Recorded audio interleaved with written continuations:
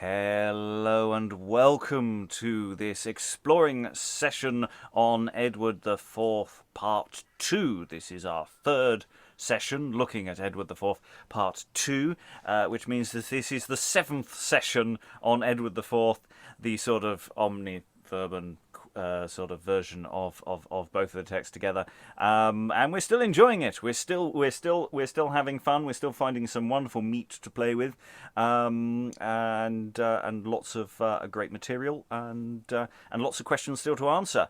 Where's it all going to go with King Edward and his extended family in these final two sessions before we complete the play? We are looking today at scenes 13 to 19 as they're labelled in the Revels edition, and we're going to be going through those now with this wonderful team that we have in the room. So reading today, Brackenbury and the Ghost of Anselm is... Hello, I'm Helen Good, I'm a historian and I'm in Yorkshire. Reading Jockie, Prince Edward and Second Apparitor is... Hello, I'm Dan. I'm an actor based in Montpellier, France. Reading Jane Shaw, Prince Richard and Tyrrell today is... Hello, I'm Sarah Blague. I'm an actor, writer and director living in Germany. Reading Catesby, Forrest and Servant today is... Hi, my name's Elizabeth Amisu and I'm an author living in Romford. Reading Lovell and Mistress Blague today is... Hello, I'm Lois, retired academic living in London. Reading Dr. Shaw, Dighton and First Apparitor today is... I'm Steve Longstaffe, retired academic living in Lancaster. Reading Master Shaw and Messenger today is... Hi, I'm Eric, and apparently I'm a manipulator of darkness. He is indeed. He is indeed. That's what we like to call him in the chat. And reading the Duke of Gloucester today is... Hi, my name is Lynn. I live in the northwestern United States. I teach college writing. And I am your host, Robert Crighton. I'll be reading stage directions and generally moving things along.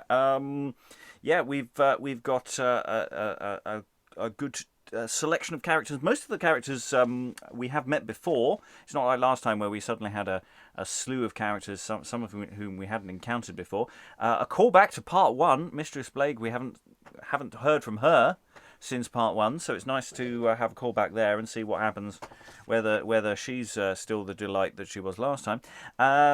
Take that how you will. We're going to leap into scene 13.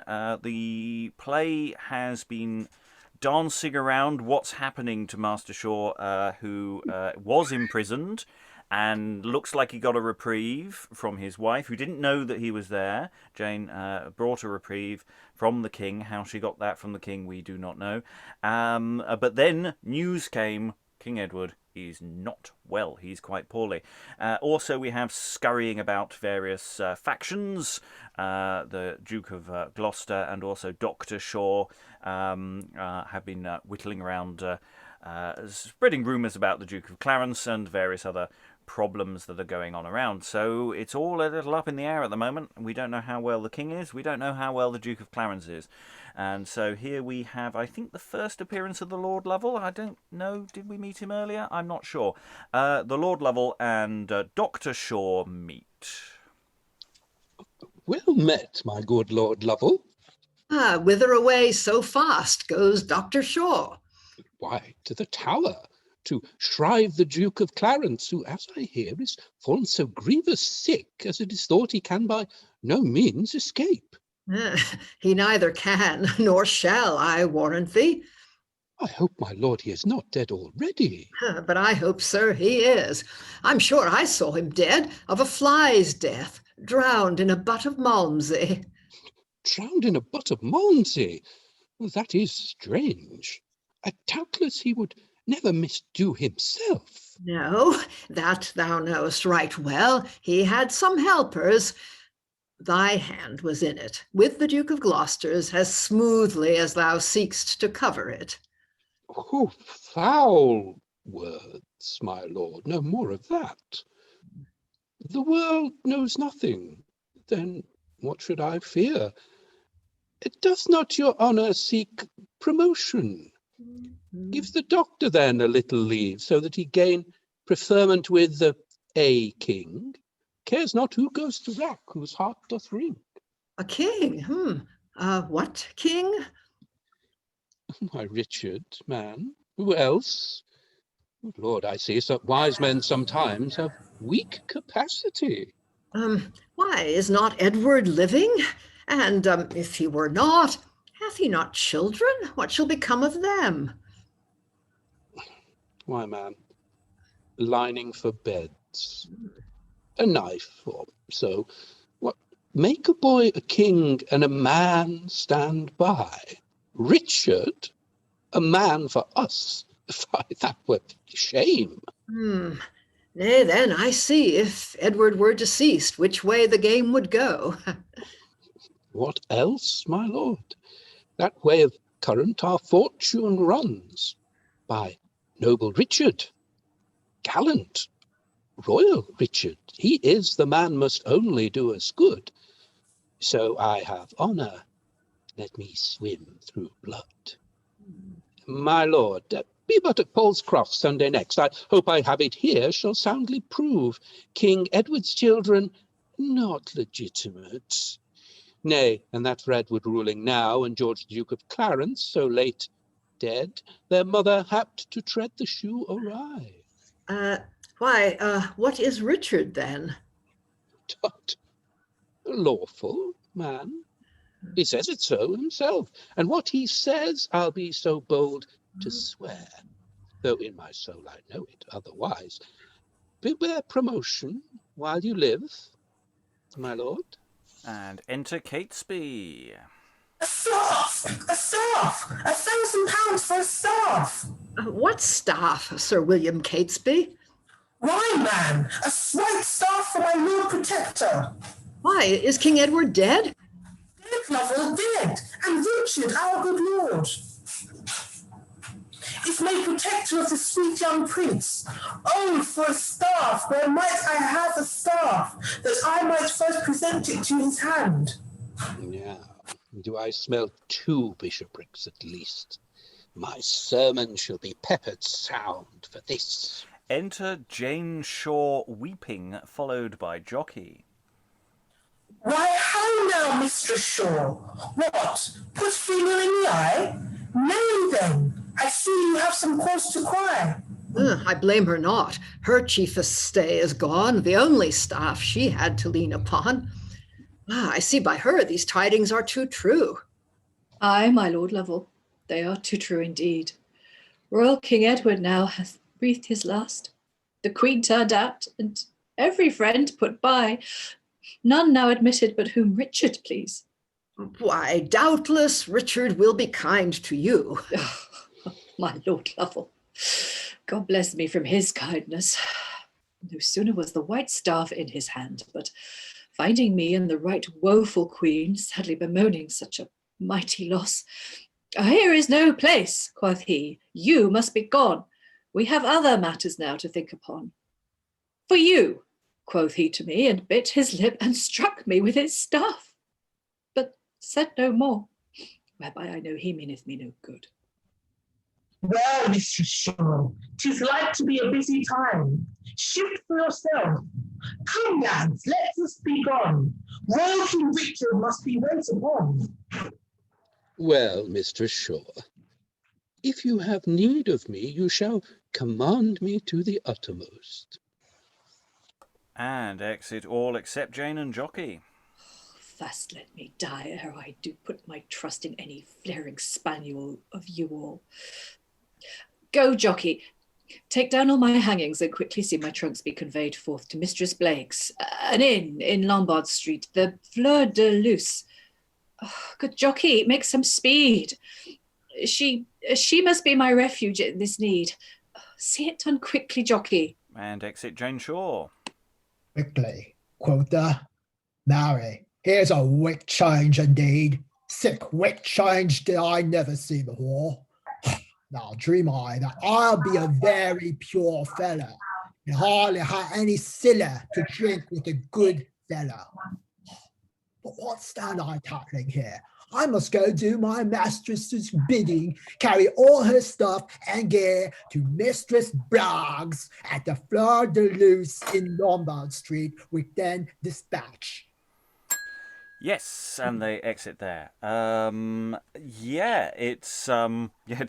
Does all these big royal things going on. King's dead, change of things, stuff. Jockey's just go, I've got to carry lots of stuff now. Poor man. It's always the servants who get the worst out of it. I was really taken by Lovell and Shaw's little back and forth. Why? What is Richard then? Tut, lawful man. He says it so himself. I don't know why that has a weird resonance at the moment. And I just love the way that Catesby's coming in. We need a white staff. I need to be the one that hands it to Richard, and I need to be the one. And Shaw just going, I can get at least 2 bishoprics out of this. This will be great. King's dead, people. King's dead. Clarence is dead as well. And I again love that little exchange of, look, don't pretend you don't know that Clarence has just been drowned. You were in at this. Don't shh. What's the children? What's to become of them? Lining for beds. Oh, boy. So, all sorts of things going on here. Really liking Lois. Yeah, great stuff. And I mean, one reason it's written like this, and I would just allude very briefly to the fact that there is a parallel universe in which all the things that we're not seeing are happening, right? So the play is dealing with all the things that weren't seen in that parallel universe. Yeah, in the true tragedy of Richard III, we don't see any of this, and so many other accounts touch on different elements and things. So yeah, it's the sort of what history plays keep and what they chuck out is interesting, especially when you get contrasting ones. What do they touch on? What do they not do? Lynn, the other plays chuck out, and they chuck out what the other plays keep. Lynn. Yeah, we talked about this after we stopped recording yesterday, but I think it's worth mentioning the effect of not giving Edward a death scene. We saw in the previous scene at the end of yesterday's session that he was gravely ill, and in the middle of the first scene of today's session, we find out he's dead. So he's died off stage. He doesn't get a last moment. We don't get to see him express remorse, say, take care of my children. We don't get his exit. And that, I think, distances us from him a little bit. That we don't have a chance to have much sympathy for him. And he hasn't been a particularly sympathetic king up to now. In the first day I wasn't here, but the little sequence of his dealings with France, he doesn't come off particularly honorable. He never fights a battle. He never wins a battle on stage. He basically, Machiavelli's his way through that conflict with France, and his venality has made life really difficult for his wife, his mistress, and his mistress's husband. So, and when we don't see him leave, it gives there's his last chance to win us back over. And it is what we're dealing with in this scene is sort of the consequent. It is sort of about Edward in the sense of this is the power vacuum after Edward, and what's Jane Shaw doing? She's going off to an old haunt, a character we haven't heard from since part 1, with all her stuff as quickly as possible, because what's Richard doing? He struck me with his staff and said no more. There is no place for Jane here anymore. There isn't even anything really here for the Queen either. It's suggested that she's out on her ear as well, though that might be more she's leaving to get out, save her children as quickly as possible. So yeah, all sorts. This is an incredibly layered scene as well. Actually, I think this it's not very long. But it managed to get an awful lot of material in really nicely. It's not even 100 lines long. Other thoughts from the room? Sarah? It's interesting that, the way it's portrayed, like somebody gives him the staff and the first thing he does is give her a knock with it. I mean, that's quite an interesting priority. He doesn't give the queen a knock with it. Well, I suppose maybe he wouldn't because she's the queen, but even so, like, you would think she would be the bigger threat to him. But the first person he turns on, like literally over Edward's deathbed, is Jane Shore, who you wouldn't think would have much in the way of autonomy. So I find that really interesting that she's the one he goes for. And I mean, it could be just because she's there and she's an easy target and he wants to kind of show everybody else what's coming, use her as an example.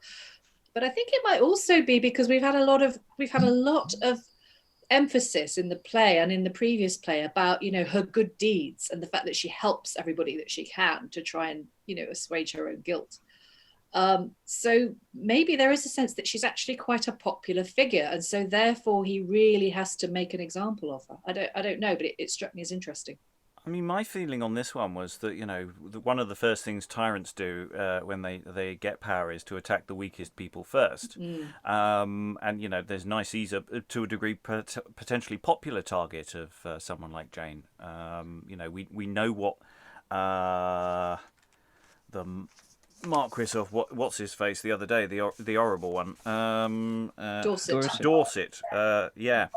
If he's representative of a wider feeling in the court, then actually this is a nice easy target for Richard to say, your kind is banished from our streets, whereas the Queen he's got to pretend to be nice to the younglings at this stage.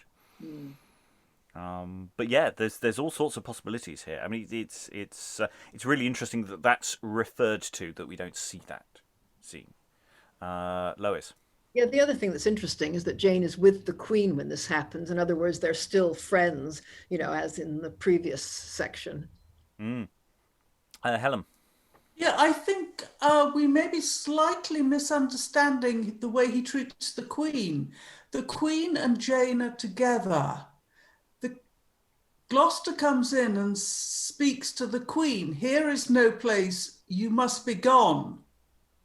And then he turns to Jane and says, for you, and hits her. Mm-hmm. So I think he's being fairly, he's only being violent with one of them, but I think he's being unpleasant with both. Oh no, that's a good point. And making that clear is one of the things that Jane needs to be able to do. Any other thoughts about this scene before we move on? We've only looked at one scene and quite a lot out of it. I say, having not met Lovell before, it's interesting that the sense, and I don't know if we've met Catesby before either. These additional figures, lingering around in the background, doing jobs, just scootling out of the woodwork here is really interesting. Eric. I was going to say it's interesting how Lovell comes across as sort of naive, whereas sort of, doubtless Richard will be kind to you, whereas even before that he's kind of like, you don't really see him as sort of the nimble-footed, I don't know, nobleman of the court, unless he's pretending. I don't know, which is entirely possible. Yeah, I think he's pretending. I mean, the Ratcliffe, Catesby, and Lovell, where the cat, the rat, and Lovell the dog rule all England under the hog. That was a rhyme, apparently, in the period of Richard III. And I think Lovell is just as slimy as the rest.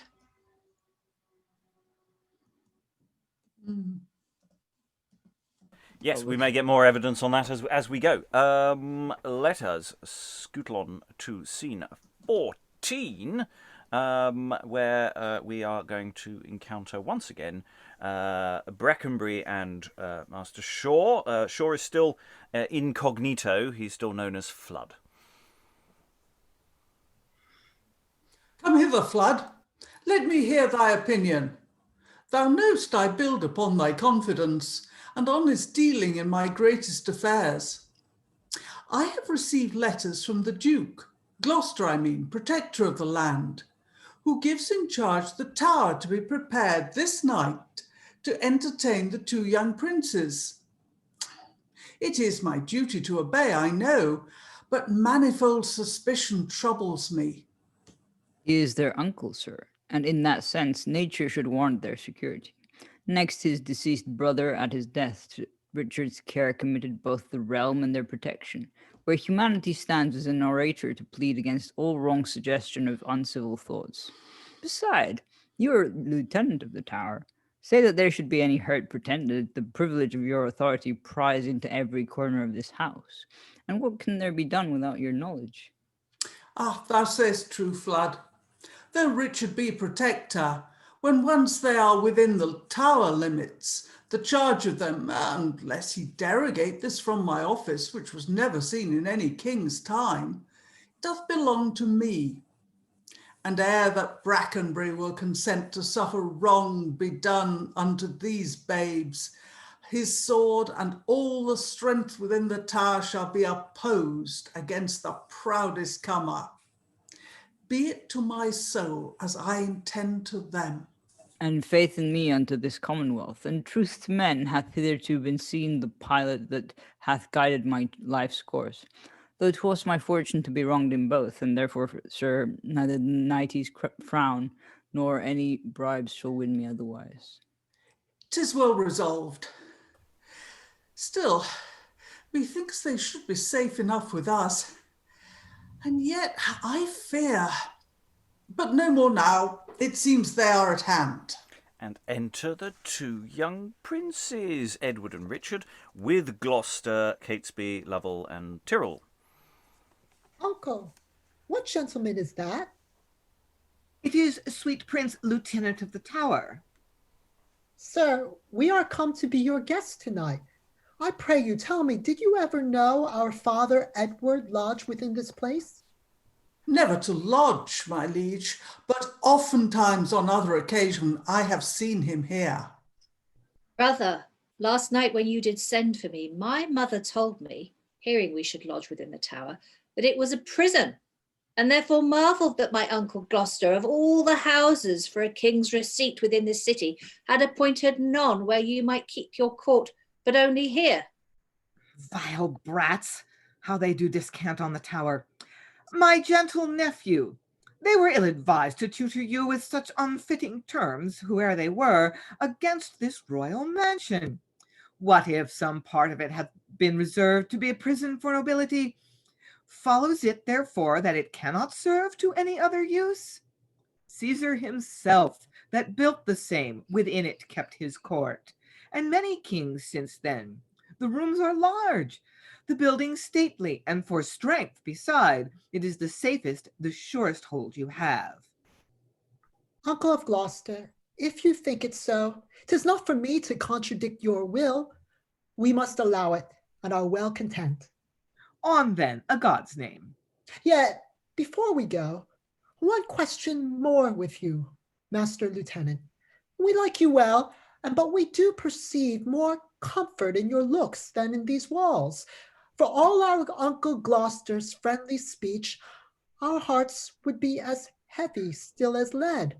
I pray you, tell me, at which door or gate was it my Uncle Clarence did go in when he was sent a prisoner to this place? Why, this, my liege. Why sighs your majesty? He went in here that ne'er came back again. But as God hath decreed, so let it be. Come, brother, shall we go? Yes, brother.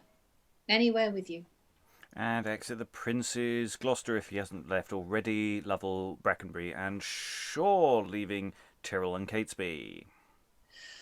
Sir, were it best I did attend the Duke, or stay his leisure till his back return?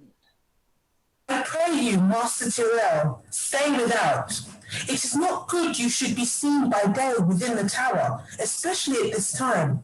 I'll tell his honour of your being here, and you shall know his pleasure presently. Well, even so, sir, men would be glad by any means to raise themselves that have been overthrown by fortune's scorn, and I am one of them. And re-enter the Duke of Gloucester. Oh, here comes the Duke. Catesby, is this the man? Tis, if like your excellency. Come near. Thy name, I hear, is Tyrrell, is it not? James Tyrrell is my name, my gracious lord. Welcome. It should appear that thou hast been in better state than now it seems thou art. I have been by my fay, my lord, though now depressed and clouded over with adversity. Be ruled by me, and thou shalt rise again, and prove more happy than thou ever wast. There is but only 2 degrees by which it shall be needful for thee to ascend, and that is faith and taciturnity. If ever I prove false unto your grace, convert your favour to afflictions. But canst thou too be secret? Try me, my lord. This tongue was never known to be a blab. Thy countenance hath, like a silver key, opened the closet of my heart. Read there, if, scholar-like, thou canst expound those lines. Thou art the man ordained to serve my turn. Oh, so far as my capacity will reach, the sense, my lord, is this. This night, you say, the 2 young princes both must suffer death? Thou hast my meaning. Wilt thou do it? Speak. It shall be done. Enough. I come, follow me. For thy direction and for gold fee, such as must aid thee in their tragedy. And they exit. End of scene. All sorts of nasty things going on here. It's all going on. It's all going on. Yeah, so we start the scene with, Brackenbury, he had to say it, didn't he? He had to say it. Once they're within the tower limits, the charge of them doth belong to me. Footnote, unless he derogate from this my office, which is never seen in any king's time. It's just, yeah, you really shouldn't mention that. It's sort of the, Chekhov's blank charter.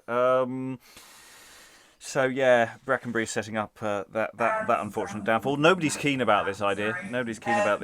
Cute little princes. A job interview. It's very different from the True Tragedy, where they brainstormed how to murder the princes. There's a blue sky thinking outside the box. How are we going to kill them? Make sure you don't mark them. Shall we use knives? No. Just listen to the brief. There's none of that. It's all very much more closed in. Thoughts from the room. Lois. Yeah, it's rather interesting the way it almost looks like a test of literacy. You get the job, you can read this job description. Dum dum dum. Oh yeah, I get it. I'm supposed to kill the princes. Yeah. Yeah, I've been through interviews like that. Not literally for things like that, but that kind of interviewing process. And Lynn, you were here last time when so you've got a sense of what Gloucester's doing. Gloucester is still is he still twirling that moustache, or is he calmed down a bit? How are you feeling about Gloucester? I don't feel he's cartoon, but he is so. He doesn't pussyfoot around. There's very little coded language about what he wants and what's going on. So he's a pretty upfront villain, is my sense. When he's with people who are on his side. So you don't get much of a chance to see him interact with his nephews. That scene is pretty brief. So there's a lot of work for a good actor to do to, like, how persuasive is he when he says, "Oh, Julius Caesar held his court here. It's fine." How convincing is he? Is a question. Yeah, because he hasn't had much stage time. He's been a very peripheral character. This is his second scene. I don't think he's had a third yet. So it's interesting how this he's fitting into somebody else's narrative. In that sense of he's not a title character or anything. Sarah, he has a presence though. I mean, we keep saying about how this playwright is very good at doing character sketches of people who aren't on stage and doing them in a very deft way. And I mean, even though this is technically just his second scene, I feel like he's been around a much longer, and, you know, orchestrating things behind the scenes just because of the way he's been woven into the narrative of the other characters. I mean, he also lingers so large anyway. I mean, Thomas More's portrait of him is you know, feeds through all of these texts so widely. It's very difficult to get away from that sort of portrayal. Eric.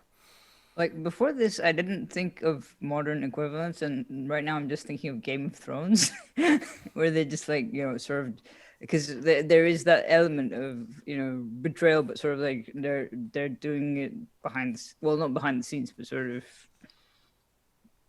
duplicitously. I don't know, which I guess is what betrayal is all about. But I mean, it's not openly sort of like, yeah, we'll kill them now here. It's sort of, yes, this is the money, and this is, yeah. Yeah, and yeah, I mean, Game of Thrones famously is stolen from the Wars of the Roses quite extensively. So you know, this is a very clear steal. Helen, then Lois. I'm thinking about the piece of paper and why. And it appears to me that Gloucester could take an oath that he never told Tyrrell to kill the princes. He never spoke those words. I'm just wondering, you know, what on earth could be the reason for doing it that way? It's a thought. Always reminds me of legal dramas when you don't want to get caught actually commissioning the crime. Plausible deniability. Yeah. Yeah. Because he doesn't.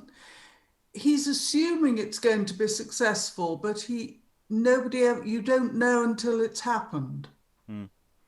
Lois.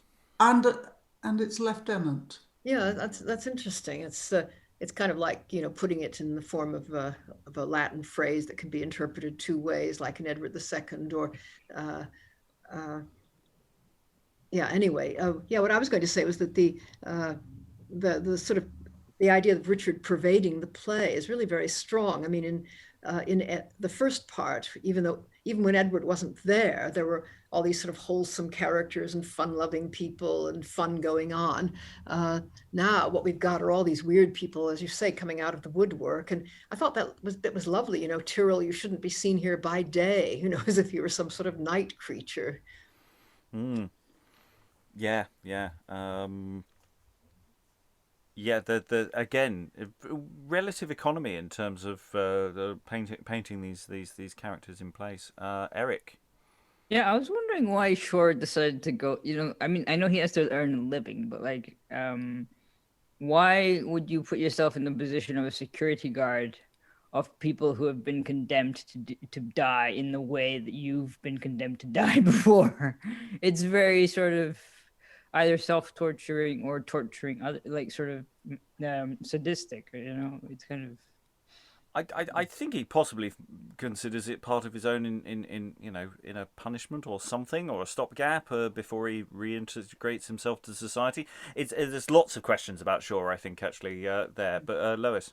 Yeah, I mean, Brackenbury invited him, after all, to stay with him and said he would be more like a friend than a servant. And I mean, where else was Shore supposed to go? He thought he was going to die anyway, so he obviously hadn't made any plans. Also, it's a plot necessity. I mean, it keeps him here. You know, he's a totally fictitious character, and the dramatist has to figure out ways of keeping him in the play. Okay, we will move on. We will move on as we pick up more evidence as we go, and we are reintroduced to Mistress Blague, Blague, and Jockie. And Jockie is laden with things. The script you have there has with a portmanteau, but I think that's possibly, I don't know if that's actually scriptural at all. He's definitely laden with a lot of stuff. Welcome, good Jockie. What good news bring you? Marry, mistress, my Good mistress, greets ye mistress, and praise ye mistress till die up her chamber, for she'll lig with ye tonight, mistress, and here's her cat skin till she come. And enter Jane Shaw. Why, how now, loiterer? Make ye no more haste? When will my trunks and all my stuff be brought, if you thus loiter? Oh, go, make haste withal. Marry, saw I, gin ye'll be but patient a while. Exit Jockie. Good, gentle Mistress Blague, the only friend that fortune leaves me to rely upon, my counsel's closet and my tower of strength, to whom for safety I retire myself to be secure in these tempestuous times. Oh, smile on me, and give me gentle looks if I be welcome. Then with cheerful heart and willing hand, show me true signs thereof. Oh, doubt ye of welcome, lady, to your friend? Nay, to your servant, to your bondswoman. To speak but truth, your bounty's bondswoman. Use me, command me, call my house your own, and all I have, sweet lady, at your will. Away with titles, lay by courtly terms. The case is altered now the king is dead, and with his life my favouring friends are fled. No madam now, but as I was before, your faithful, kind companion, poor Jane Shaw. I loved you then, and since, and ever shall. You are the woman, though your fortunes fall. You, when my husband's lewd transgression of all our wealth had lost possession, by forfeiture into his highness' hands, got restitution of our goods and lands. He fled and died in France. To heal that harm, you helped me to 3 manors in fee farm, the worst of which clears 60 pounds a year. Have I not reason then to hold ye dear? Yes, hap what will, until my life do end, you are and shall be my best beloved friend. How if my fortune, my folly do succeed? Oh, trust me, true friends bide touch in time of need. If want consume the wealth I had before. My wealth is yours, and you shall spend my store. But the protector prosecutes his hate. With me live secret from the world's debate. Oh, you will be weary of so bad a guest. Then let me never on the earth be blessed. Oh, Mistress Blague, you tender me such love as my sorrows from my soul remove. And though my portion be not very large, yet come I not to you to be a charge. Coin, plate, and jewels, prized at lowest rate, I bring with me to maintain my estate worth £20,000, and my array. If you survive to see my dying day, from you no penny will I give away.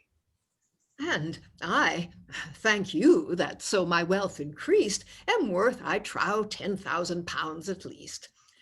I think like 2 warm widows we may live, until good fortune to good husbands give. For surely, Mistress Shaw, your husband's dead. When heard ye of him? Never since he fled. Oh, Mistress Blague, now put you in my head that kills my heart. Why should I breathe this air whose lost good name no treasure can repair? Oh, were he here with me to lead his life, although he never used me as a wife, but as a drudge to spurn me with his feet, yet should I think with him that life was sweet. Oh, how can ye once conceit so base a thing, that have been kissed and cockered by a king? Weep not, you hurt yourself by God's blessed mother. Your husband's dead, woman, think upon another. Let's in to supper, drink wine, cheer your heart, and whilst I live, be sure I'll take your part. And exit. Now, okay, everyone here who remembers Mistress Blague from last time, put your hands up now if you think she's going to make good on her promises to look after Jane. That's not, I wasn't thinking that. No, you weren't. You were just adjusting your glasses. That's fine. I think we can all see where this is going, can't we? We can see the promises are being made. And, Mistress Blague has done very, very well out of Jane Shaw. And, we could be wrong. We could be wrong. It could all end happily. I think it is is derived from blague, the French word blague, which means joke, and then in English later is nonsense. So we say all the time, some blague, or you're kidding. So it certainly is apropos now that I've seen her a little bit more to know that she was appropriately named. Yes, semi comedy character. Only semi, I think. I mean, we've got to be playing with the irony card here a lot. Eric. Find it interesting that this has turned into like a girls' night. Well, not a night out, but like sort of like a girls' night, because like, hey, your husband's dead, party. Or like, well, I mean, obviously they're not going to do that, but I mean, maybe they are. We don't know. Yeah, well, Jane's reaction at that point would be interesting. Yes, Elizabeth. Yeah, there's a quote that Jane says. She says, if you survive to see my dying day, from you no penny will I give away. And I was wondering what that meant exactly, if that meant that she wasn't going to give Mistress Blague any money, or if she wasn't going to take money from her. Yeah, I think, she wants to pay her way, doesn't she? She doesn't want to be a burden, perhaps. Lots of hands going up. I'll go Lynn, then Helen, then Lois. Okay.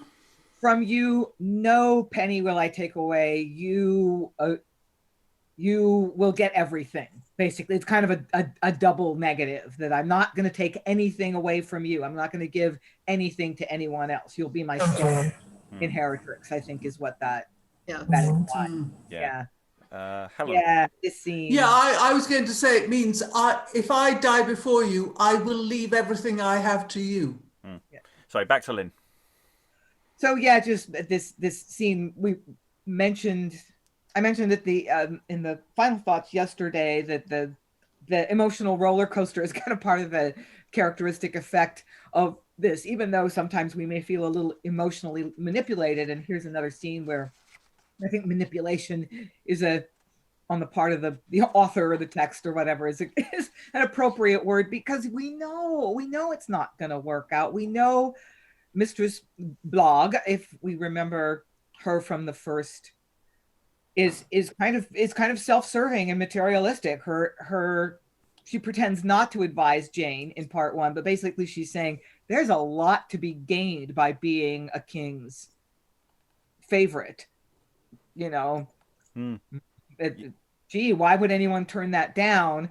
So we know that she really is unprincipled and materialistic, and now she's saying, oh, I'm your friend forever no matter what, and we know it's not true, and this scene kind of goes on, so it's kind of torture. Yeah, it really is. The signposting for what's going on is it's huge banner advertising there. Absolutely making clear. Lois, then Sarah. No, I don't have anything. Okay, Sarah. Yeah, and I was going to say the manipulation is made worse or more intense, at least, by Jane's reaction, because she's so pathetically grateful, bless her, like pathetic in the old meaning of the word, like just touchingly. She's so, like, her relief is palpable in that scene, that she's finally got somewhere to go. And so that he's really, the playwright's really winding us up there, winding up our emotions and making the absolute most of that. But as we were saying yesterday, it's I personally don't mind being manipulated as a viewer if there's a good reason for it, and I feel that there is with this play. Yeah, I mean, she doesn't go all the hog. I was half expecting Mistress Blague to start singing "You've Got a Friend in Me" or something. It was happy song time prior to being ruthlessly stabbed in the back, as I'm sure will happen. Helen. But what Mistress Blague is proposing is not necessarily what Jane wants. She is proposing that they become merry widows. Drink wine, cheer your heart, and then go out on the pool. Yes, which isn't really Jane's thing at all. No, not in the least. No. Eric. But also, wasn't there an element of sort of, what's it called? What was I going to say? It was along the same lines, definitely. but also you kind of think that Mistress Blague, if you compare like the sort of solidarity shown by Blague with the solidarity shown by the Queen, it's very, very different. Sort of, I don't know if that's sort of a status thing, or like they're just trying to show that, hey, we're both victims of the power structure here, or I don't know. Yeah, no, I think that parallel with that earlier scene where we were talking about, female solidarity, and here we have what appears to be solidarity. But actually, I mean, we're all making these assumptions that there isn't going to be any. We don't know yet. We haven't got that. But yeah, I think that parallel is deliberate. I mean, they're quite contrasty scenes. I wouldn't be surprised. It's not in the stage directions, but I wouldn't be surprised if Jane is at her knees at some point, thank you, or something along those lines. Maybe not as intensely as it was with the Queen, but the that sense of gratitude and or high emotion could run very much in parallel with that earlier one. They even have a random useless man that they send away. It's actually quite similar. Jockie, who increasingly isn't endearing himself into this text at all, really. The other day, people were saying, "Oh, thank goodness for the random clown," and I'm going, I'm really not buying the random clown in this one at all. Lois. I was just thinking that possibly Mistress Blague is the same actor who played Queen Elizabeth, which would be interesting. Yes, interesting doubling questions there, actually, yeah, about how that's structured. But of course, also we got two boys as well.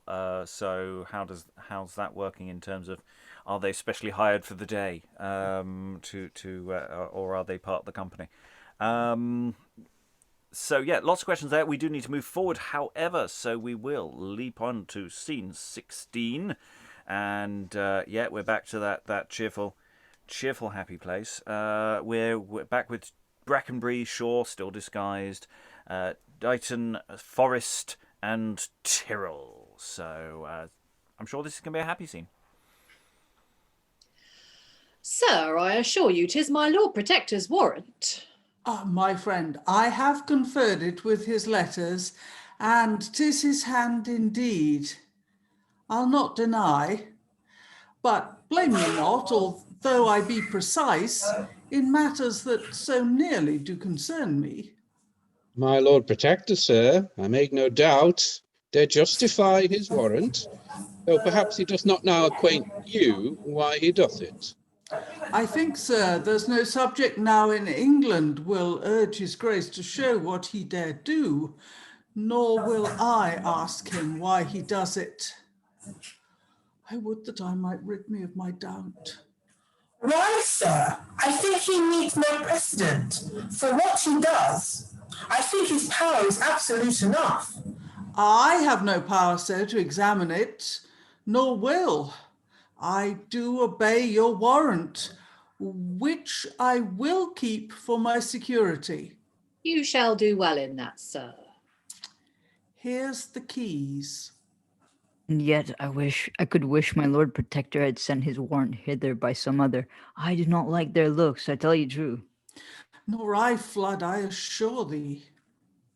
What does that slave mutter to his master? I hear him say he does not like our looks. Why not our looks, sir? Sirrah, we hear you. I'm glad you do, sir. All is one for that. But if you did not, hearken better now. I never saw three fences in whose looks did ever sit more terror or more death. God bless the princes, if it be his will. I do not like these villains. Soon, stab the villains. Sarah, do you brave us? Aye, that's your coming, for you come to stab. Stab him! Nay then, I'll stab with thee. Blood, cut his throat. Oh, gentlemen, I pray you. Sir, I'm hurt. Stabbed in the arm. This is not to be justified, my friends. To draw your weapon here within the tower, and by the law it is no less than death. I cannot think the Duke will like of this. I pray ye, be content, 'tis much is done. He might have held his peace then and been quiet. Farewell. Farewell. And exit Dighton, Forrest, and Tyrrell. Helen, damnations follow murderers. Go, Flood. Get thee some surgeon to look to thy wound. Hast no acquaintance with some skilful surgeon? Keep thy wound close. Let it not take air. And for mine own part, I will not stay here. Whither wilt thou go that I may send to thee? To one Mistress Blague's and in Lombard Street. There you shall find me, or shall hear of me. Sweet princely babes, farewell. I fear you sore. I doubt these eyes shall never see you more. Oh, there's an interesting bit of business. It all got quite busy there. I love the way that Brackenbury keeps the receipt. I'm just going to keep this just in case. And then there's a bit of a fracas in the tower. Yeah, all sorts of things going down there. It's not looking good. It's not looking. These are not good people. These are not good people. Yeah, thoughts from the room. Who wants to leap in on that one, Eric? I was surprised that Brackenbury is like, oh yeah, here are the keys. It's like, yeah, the total security there. He's got a warrant. He's got a warrant. He's got no choice. I know, but it's still kind of that thing of, yeah. Sarah, then Lois. I wasn't surprised that he handed over the keys because I don't think he had much choice, but I was really surprised that he deserted his post. I mean, I know stuff has just gone down and someone's bleeding and he's freaked out, but even so, he's been quite trusty all the way through. And I was just really surprised there that he said he was off because, I mean, I know he needs to be off in order for stuff to unfold, but it didn't seem to be in character. Helen. Oh, sorry, Lois, then Helen. Well, that was what surprised me as well, actually, that the lieutenant of the tower can just walk out of the tower. I was also a bit surprised that Mistress Blague apparently runs the only hotel in town. But, you know. Well, you know, you check on TripAdvisor. You've got to go to the best. Helen. No, Blague is an old family friend. I mean, from before the divorce, the separation. But the reason Brackenbury leaves the tower is because his warrant is to hand over the tower. So the keys get handed over. So he is a temporary non-lieutenant of the tower. That explains it. Yeah. So it's not that he's handing over the princes, he's handing over the tower. Right. And then there's this fracas, which isn't very helpfully explained. We don't have any original stage directions there to help us along there, but it does look like Dighton decides to go for somebody, and Shaw looks to get some retaliation in or something like that. And so is it this thing of they've got the keys, now they're going to kill him? It looks like this is much darker, even darker than we thought it was. Unless I'm misunderstanding it, because it's very misunderstandable. Hero Shaw. Shaw gets to do some hand-to-hand fighting. You know, it's who'd have thought it? Who'd have saw Shaw as a man of action? Well, part one, apparently, he's supposed to have fought hand-to-hand with Falconbridge, according to what someone says later. That's true. We never saw it. But it was referred to. And he was the first to go out to the fight, and Jane said, no, don't go. And he said, no, I've got to go. And, it wasn't all apprentices, was it? No. So, yeah, that's a good point. No. There's a bit of life in him yet. So, yeah. Helen, damnation, follow murderers. Stephen. I wonder if it's a kind of social point back to sort of civic virtue, in the sense that, the retainers were notoriously ready to kick off. And so, if these guys are working for Richard, that's a kind of real social problem in early modern England, in a sense. And opposing them is this kind of, upstanding merchant figure who, if pushed, can uphold the law against this kind of disorder. I think it's interesting that it's it's a bit, I think somebody mentioned these sort of 80s fights, it's obviously they're all sort of queuing up one by one to have a go at him. But I wonder if it is something to do with, civic virtue, as opposed to the kind of guys who strut around saying, I work for my lord so-and-so, and you're always kicking off. Possibly, yeah. Other thoughts on that, or otherwise we will move on to the next scene, which gets more cheerful. Okay, let's head to cheerfulness. We will very briefly pause mid-scene because someone has to change who they are mid-flow, but I will extend a stage direction to make that easier. Scene 17, enter the two young princes, Edward and Richard, in their gowns and caps, unbuttoned and untrussed. How does your lordship? Well, good brother Richard, how does yourself? You told me your head ached. Indeed, it does, my lord. Feel with your hands how hot it is. Indeed, you have caught cold with sitting yesternight to hear me read. I pray thee, go to bed, sweet Dick, poor little heart. You'll give me leave to wait upon your lordship.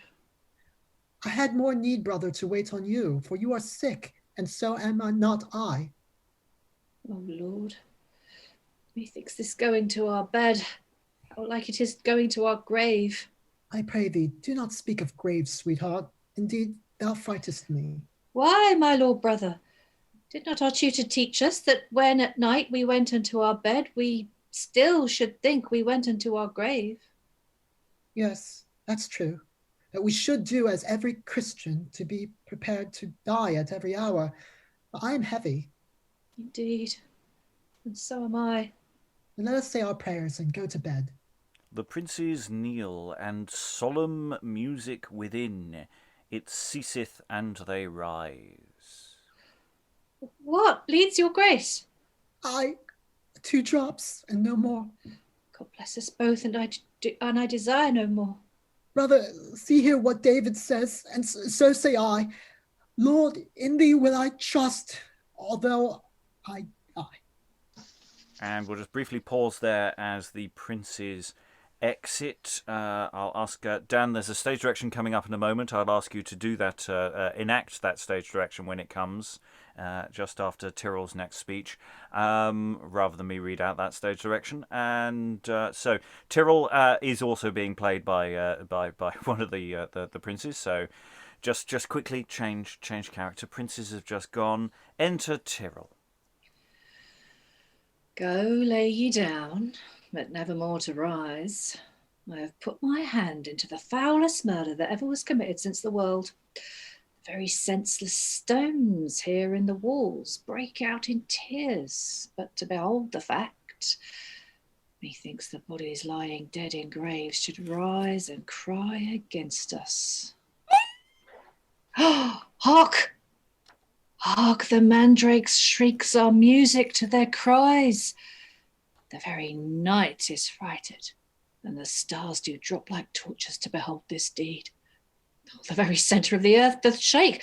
Methinks the tower should rent down from the top to let the heaven look on this monstrous deed. Enter at one door Dighton with Edward under his arm, at the other Forrest with Richard.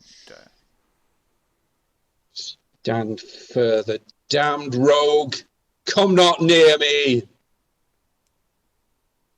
Nay, stand thou further, villain, stand aside. Are we not both damned for this cursed deed? Thou art the witness that thou bearest the king.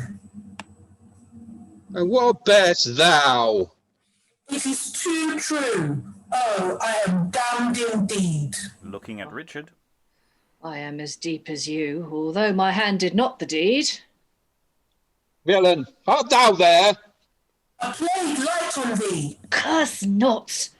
1,000 plagues will light upon us all. And they lay them down. The priest here in the tower will bury them. Let us away. And exit. Yeah, that's a noise within. Dan was doing the noise within there. I suspect actually sound cancellation took most of it out. But there was a noise within. He was on cue. And yeah, they bring on the bodies. Yeah, that's a really. We were talking about manipulation. I feel very manipulated there. I don't think it's a bad thing. It's a very effective scene. And having done the Ghost of Richard III, which comes after this, I'm feeling that there's a definite lifting of material from this particular play at that moment. I may be wrong; it may be just straight from other sources, but this is particularly effective. Lifting from material. Lots of hands. I'll go Lois, Lynn, then Sarah. Very interesting manipulation in the music. I mean, this is one of the few cases I can remember coming across where the music appears to be purely for the sake of the mood. I mean, it's heard behind the children, and then it stops, and then they're reading the Psalms, aren't they? I mean, it's all it's got this aura of sanctity about it. And then Prince Edward spontaneously bleeds.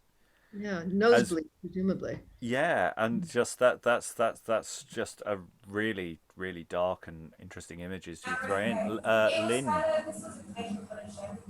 Yeah, I was remembering that we talked yesterday a little bit about the stage pictures that this play will sometimes create for us. It gives us more clues about what it wants to do visually than a lot of text from this period.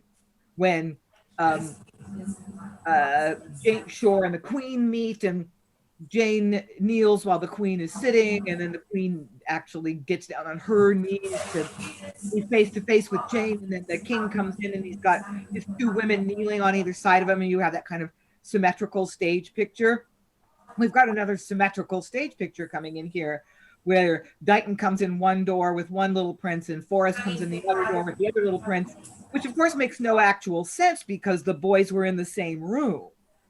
You get the impression that they sleep in the same place, but we want to have the symmetry of Tyrrell in the middle and the two murderers coming in with the bodies. So yeah, the stage pictures that are available in this story are really important. They're really effective. Yeah, we've got almost more kneeling here than we had in the true chronicle history of King Lear, where domino kneeling all over the place. We got I think a lot of knee pads is going to be required for this particular play. There's a lot of kneeling going on. It's Sarah, you were next. I was pretty much going to make the same point about symmetry. There aren't many stage directions in this play, but the ones that there are really seem to be interested in the stage picture and in symmetry. And there was another incident of it as well when we were in France, when we had the two French bad guys coming in with the two English spies, like flanking them. We had the same thing there with them coming in through the doors with their sort of cohorts. And I mean, even more than the Queen, the symmetry with the queens, this is gonna call back to that earlier scene in France, which was kind of quite comic in a way. It's gonna call back to it in a really grisly way. So again, it's turning on the screws on that manipulation there, using the stage to achieve that. It's full of details. Yeah, they're bringing the bodies on, which seems particularly cruel. The Edward and Richard, they're in the costuming is detailed there. And how the costuming is worn. It's really making sure this scene is there to really, really shock people. Let's make sure you get it right, people. Get all the ingredients in, otherwise it's not as good a scene. Stephen and then Eric. Just on that image, I think it's actually it's really inventive, isn't it? The point that Lynn was making, just kind of come back to that. They're struck with horror at the image of somebody else who is their mirror image. What Dighton and Forrest are doing is going, keep away from me. This is awful. This is kind of, I don't know, polluting or shocking or horrific. And completely sort of oblivious to the fact that they are actually the same image. So the audience has been kind of taught how to see it by the people who have done it. So that, you know, I think there's an amazing symmetry there, that, you know, about the way that, you know, you can sort of cope with the fact that you're carrying a dead child, but when you see somebody else doing it, it's absolutely horrifying.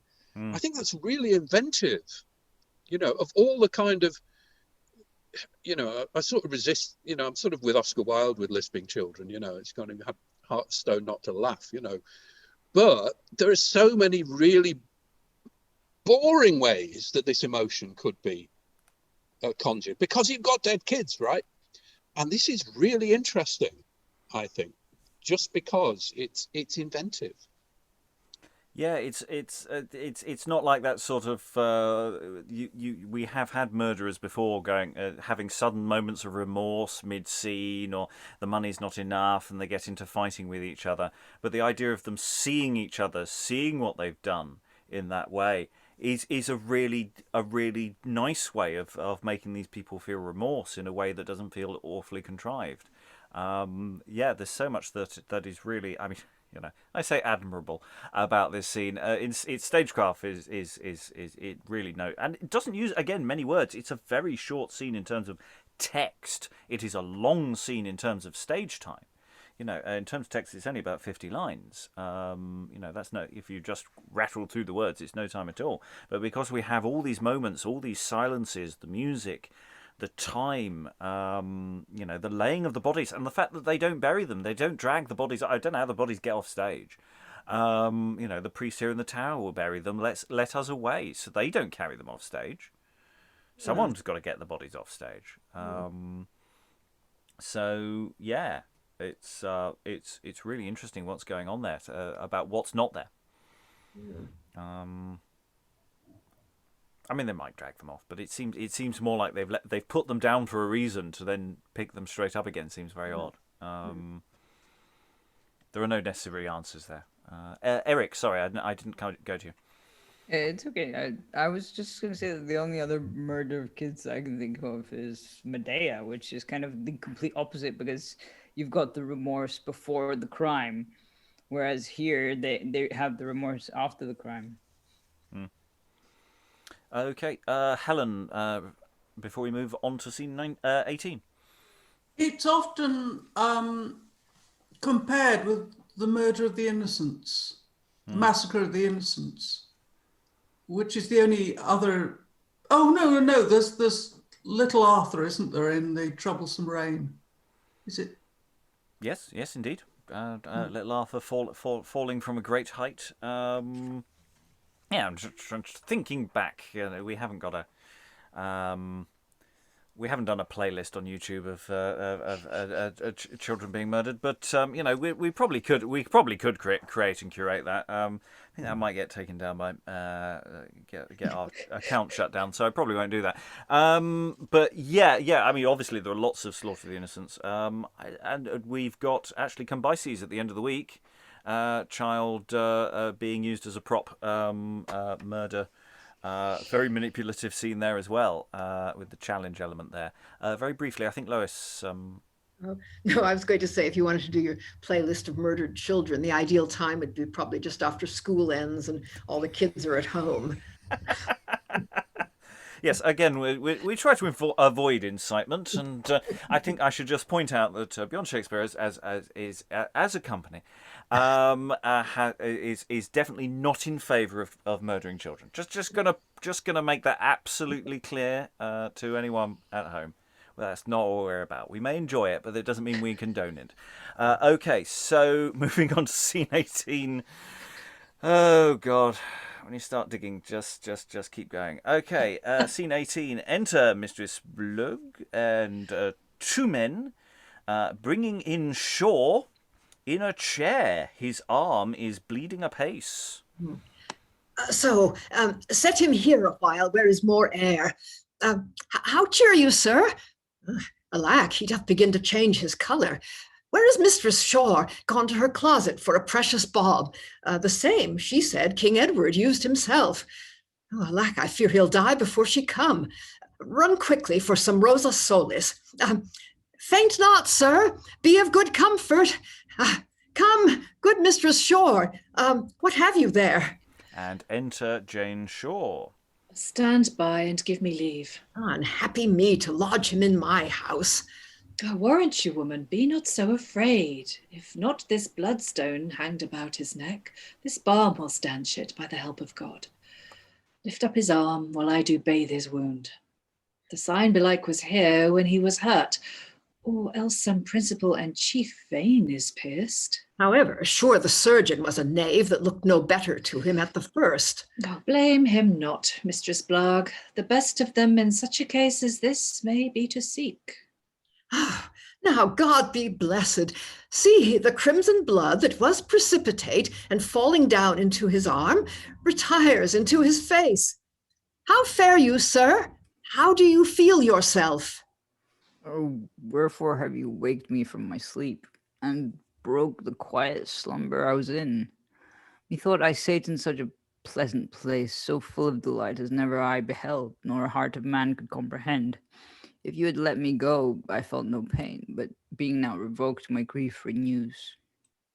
Give him some Rosa Solis, Mistress Blague, and that will likewise animate the spirits and send alacrity unto the heart that hath been struggling with the pangs of death.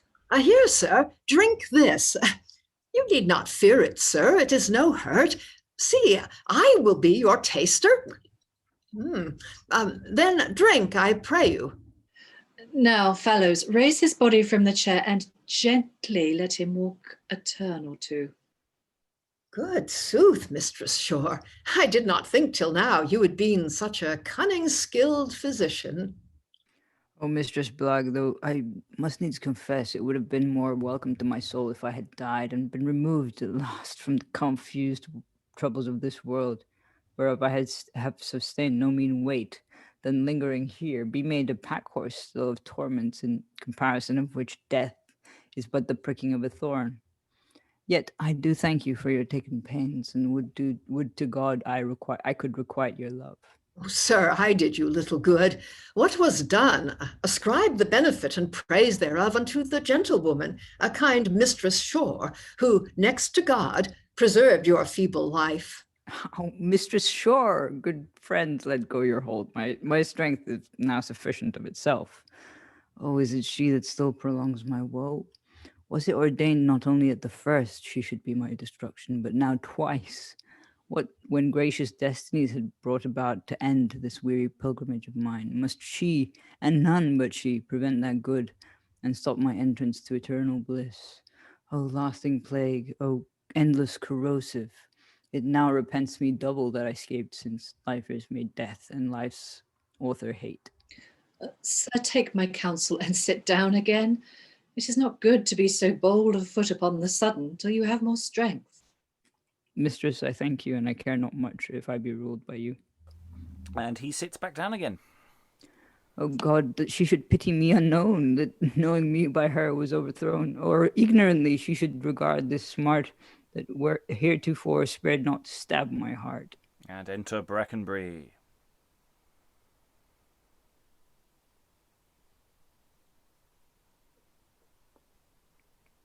Enter Brackenbury, still muted. Oh. By your leave, Mistress Blague, I'm somewhat bold. Is there not a gentleman within your house called Master Flood? Came hither hurt last night. Is his name Flood? I knew it not till now, but here he is, and well recovered, thanks to this gentlewoman, Mistress Shaw. Oh, pardon me, Mistress Shaw, I saw you not. And trust me, I am very sorry at the heart, so good a creature as yourself hath been, should be so vilely dealt with as you are. I promise you, the world laments your case. How mean you, sir? I understand you not. Lament my case for what? For Edward's death? I know that I have lost a gracious friend, but that is not to be remedied now. No, Mistress Shaw, it is for Richard's hate. that too much envies your prosperity. I know he loves me not, and for that cause I have withdrawn me wholly from the court. You've not seen the proclamation, then? The proclamation? No. What proclamation? Ah, Mistress Shaw. The king in every street of London and every borough town throughout this land hath publicly proclaimed, on pain of death, that none shall harbour you or give you food or clothes to keep you warm.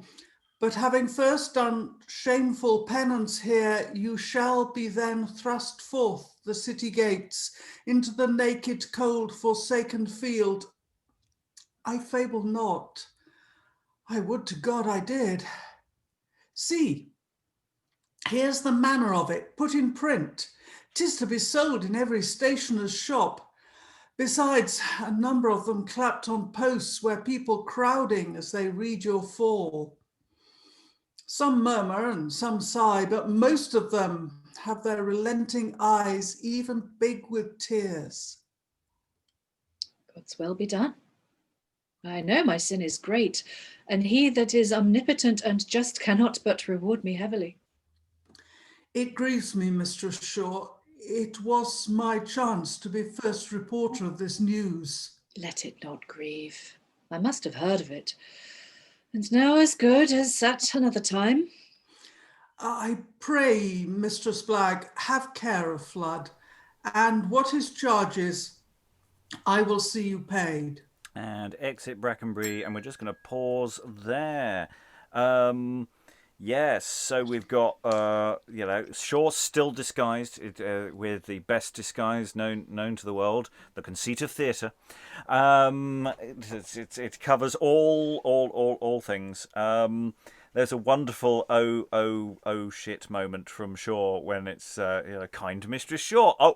Oh no, I'm fine. It's just a scratch. I'll just crawl out this door now so that nobody has a chance to recognise me.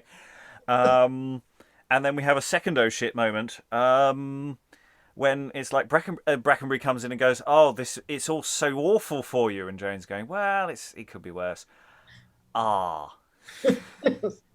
You haven't read the Proclamation, have you?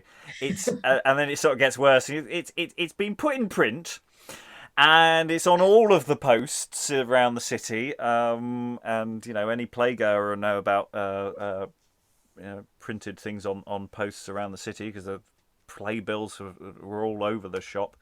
It sort of really is. Brackenbury drops a massive brick going in there.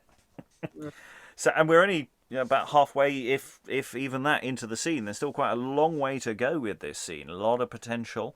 I'm again feeling manipulated, but feeling it's really effective and really enjoyable and fun. Lois. Yeah, it occurs to me. I mean, we've got to get those two bodies off the stage from the previous scene, and then Shore is being carried on in a chair at the beginning of this scene. There's a real kind of two-way traffic here, isn't there? Well, if the organs, powered up in the back, for the previous, whatever the music was for during the previous scene, maybe you've got that music continues to play it out as a transition thing. We don't know what the music available is. It's interesting. The Revels edition adds into that Mistress Blagge's opening speech a servant and gives some of those lines to the servant rather than just have Mistress Blague sort of pottering around. And I actually think it works perfectly well with just Mistress Blague doing that. That seems to be I don't know if that's based on a different edition because I think there are variations on this, which Dan might be able to tell us about later. Yeah, it's a busy old scene. Eric put into the chat, is this going to be a recognition scene? And we're going, well, possibly. Hasn't happened yet, but there's still a long way to go. Other thoughts from the room?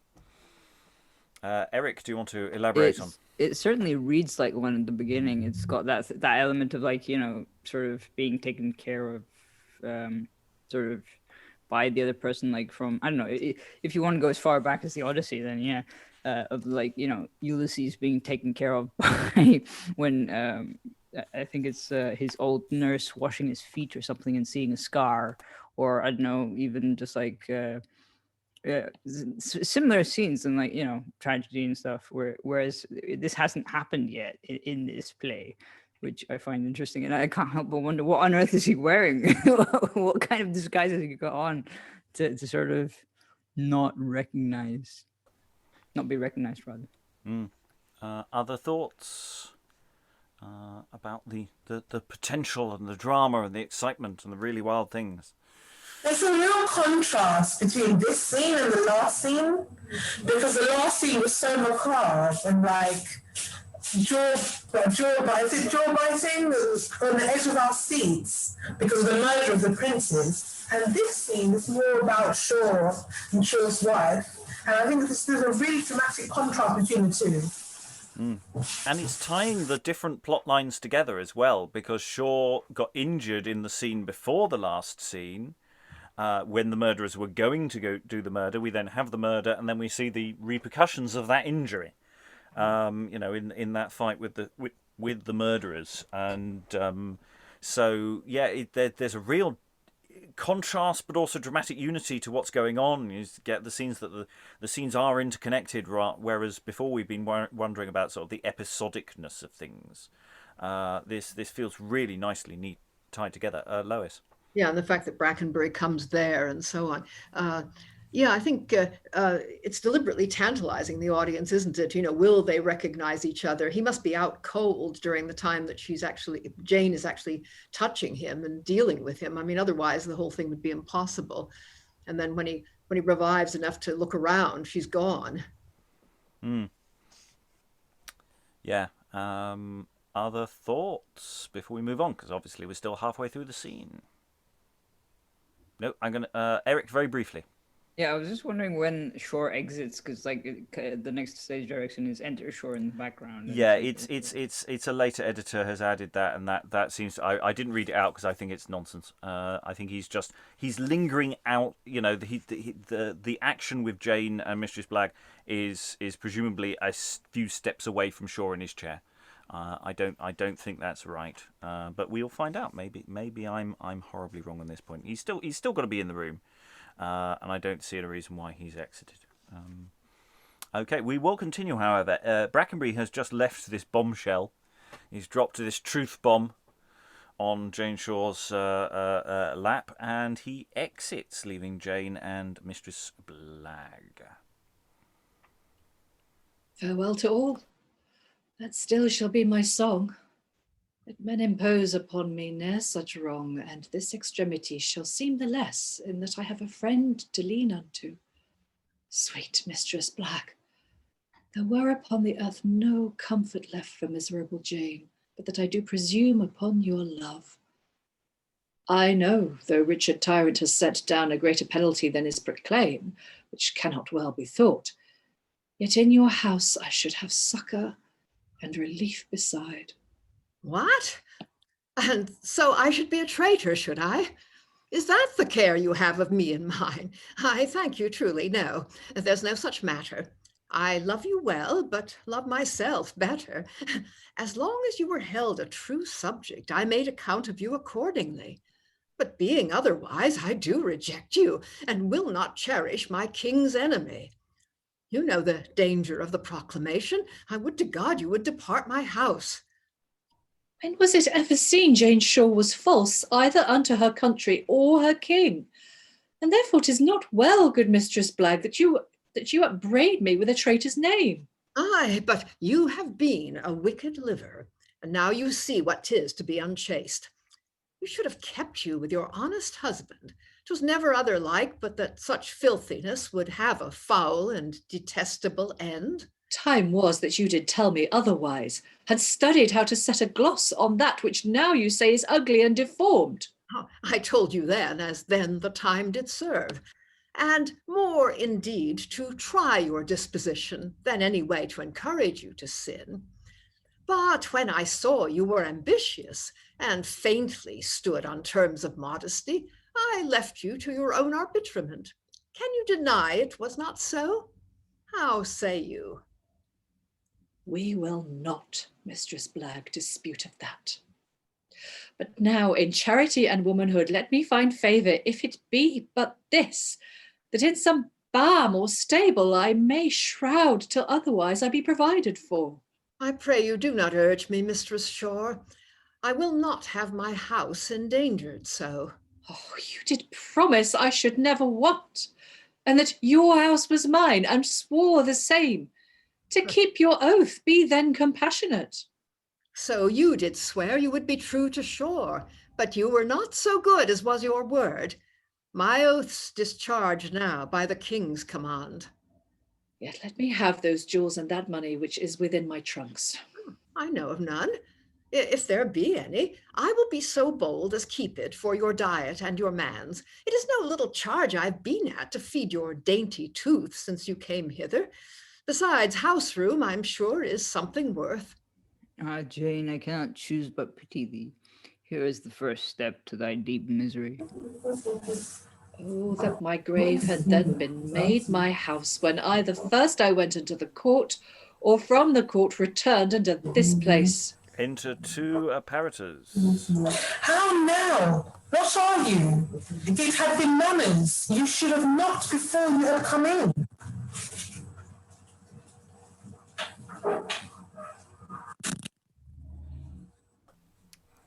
Apparitor number one, please. Yeah, I'm muted, sorry. We are the bishop's paritors, my friend, and Mistress Shaw, our errand is to you. This day it is commanded by the king you must be stripped out of your rich attire and in a white sheet go from Temple Bar until you come to Aldgate, barefooted, your hair about your ears, and in your hand a burning taper. Therefore, go with us. Even when and whither you will. And would to God the king as soon could rid my soul of sin as he may strip my body of these rags. That would be soon enough, but come away. And Mistress Blague, you'll hardly answer it when it is known we found her in your house. It seems you do not fear to harbour her. I harbour her? Out on her, strumpet queen. She pressed upon me where I would or no. I'll see her hanged ere I will harbour her. And enter Catesby and Sheriff. So now her jewels and her gold is mine, and I am made at least £4,000 wealthier by this match than I was before. And what can be objected for the same? That once I loved her? Well, perhaps I did. But now I'm of another humor, and women all are governed by the moon, which is, you know, a planet that will change. Master Sheriff of London, do your office. Attach this rebel to his majesty, and, having stripped her to the petticoat, turn her out of doors, with this condition, that no man harbour her that durst presume to harbour that lewd courtesan, Shore's wife, against the straight commandment of the king. I beseech you, sir. I say, the while I seize upon her house and goods, which wholly are confiscate to the king. And pretty much everyone exits now except Shaw. Oh, what have I beheld? Were I as young as when I came to London to be prentice, this pageant were sufficient to instruct and teach me ever after to be wise. First have I seen desert of wantonness and breach of wedlock, then of flattery, next of dissembling love, and last of all, the ruin of base-catching avarice. But, poor Jane Shore, in that I loved thee once and was thy husband, I must pity thee. The sparks of old affection long ago, raked up in ashes of displeasure kindle. And in this furnace of adversity the world shall see a husband's loyalty. And thus ends the scene. That stage direction of enter Catesby and Sheriff was obviously in the wrong place. That should have been just before Catesby spoke. And there's potential other exits as there before Mistress Blague does her little "haha, I have all the gold" moment. Yeah, there's lots of little reversals going on here. I mean, Jane going to Mistress Blague, and I'm so glad you will keep me here. And Mistress Blague does what Mistress Blague does, and turns on her, and it's just series of low blow after low blow. You swore you would keep me here. Well, you swore to stay with your husband. Ooh, ooh, and then you're good. I've got to keep those. You've been so expensive here. Yeah. Yeah, nastiness. Thoughts in the room. How are you feeling, Jane Shaw? How are you feeling about all this? It just keeps getting worse. Then of course all the servants and the apparitors come in to take you away. Well, I'm just like really impressed with Jane. And I mean, Jane as a character, but also Jane's characterization, the way she's written, because it's funny, we were talking yesterday, weren't we, about how Edward is the kind of the planet at the center of the drama that all the moons kind of revolve around. But like since his death, it seems to me that she's become the still center of the play, which is interesting. You know, you wouldn't necessarily think that to be the case, but she's just really, really well written, and that, you know, there would be a temptation writing these sorts of scenes to make her, you know, not necessarily histrionic, but you know, she has just cause to be kind of, you know, wailing and gnashing her teeth, and just the calmness of her is amazing, I think.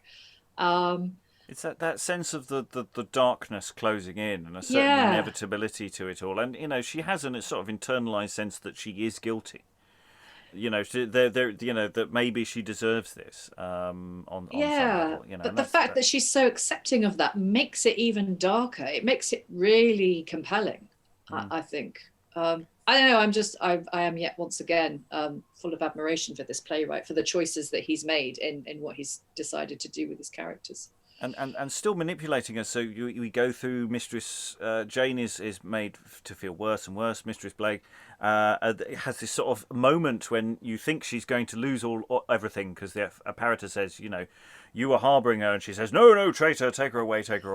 And then she thinks she's safe and she's left alone and everything's fine. And then Catesby comes in and arrests her and drags her off, and everyone in the audience goes, yay! Oh. So it just keeps just tweaking your expectations, which is really fun. Helen. Yeah, this is one of these events happening twice things, where the first time it's tragedy and the second time it's comedy.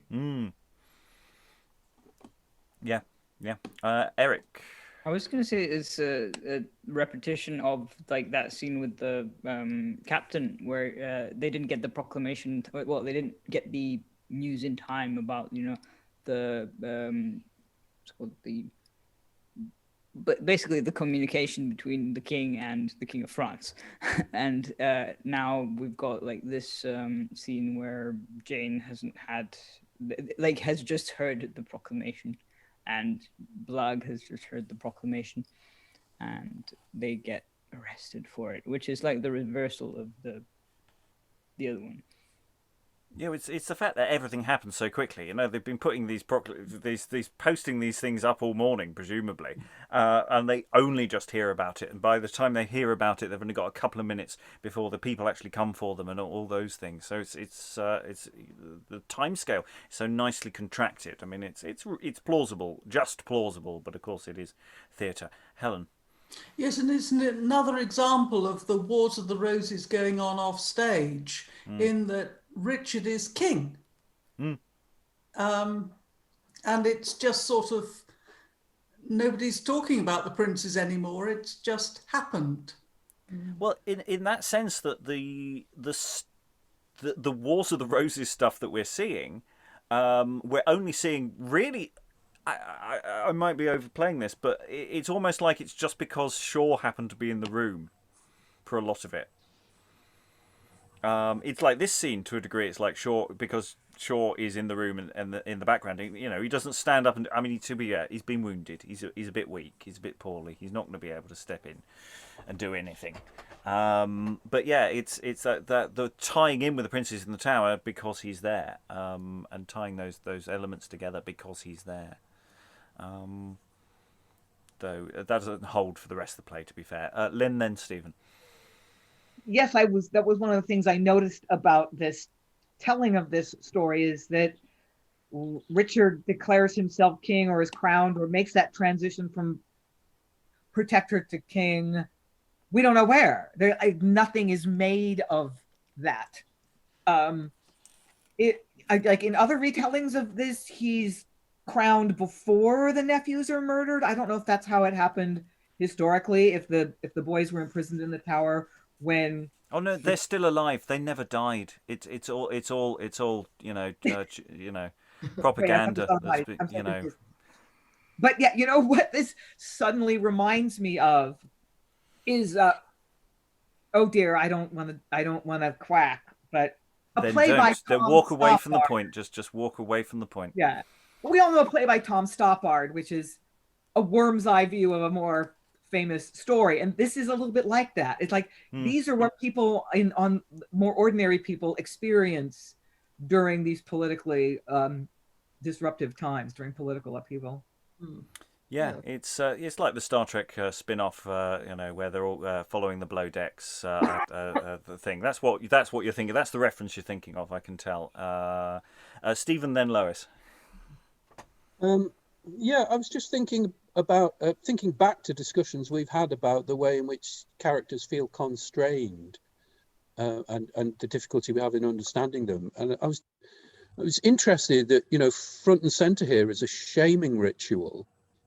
That the way that Jane is having the taper and the shift, and having to parade around the town so that everybody can know what she's done. And there is shaming rituals, though a bit less prominent, I think, for cuckolded men as well, on the basis that they can't control their wives properly and therefore should be punished by society. I think it's just an interesting reminder that the things that are stopping you doing what you're doing, or the things your kind of internal police officer is working with these sorts of things as well. That it's not just about guilt, although there is a lot of guilt going on, but guilt and shame are hand in hand in this play. I think she is going to be humiliated in front of the whole city after all she's done.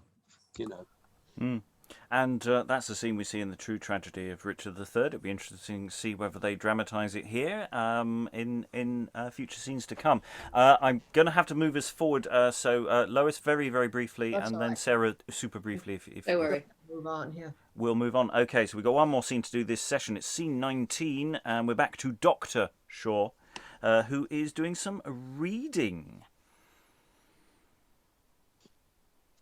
Spuria vitulamina non agent radices altas. Bastardly slips have always slender growth. Oh, sure, this was the cursed theme that at Paul's Cross thou madest thy sermon of, to prove the lawful issue of thy king, got out of wedlock, illegitimate. Duke of Gloucester, this that didst thou procure? Did, Richard, villain? No, it was thy fault.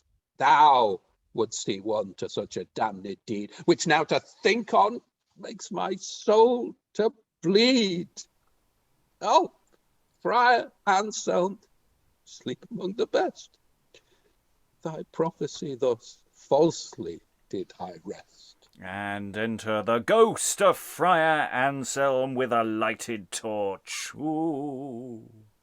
Thou didst, and be thou damned therefore. Ne'er come thy soul where blessedness abides. Didst thou not know the letter G was Gloucester? Anselm, I did. Why then didst thou affirm that it was meant by George, the Duke of Clarence, that honourable, harmless gentleman, whose thoughts all innocent as any child, yet came through thee to such a luckless death? I was enforced by the Duke of Gloucester. Enforced, sayest thou? Wouldst thou then be enforced, being a man of thy profession, to sin so vilely, and with thine own mouth to damn thy soul? No, thou wast not enforced, but gain and hope of high promotion hired thee thereto. Say, was it so or no? It did. It did. Why then, record in thy black hellish thoughts how many mischiefs have ensued hereon.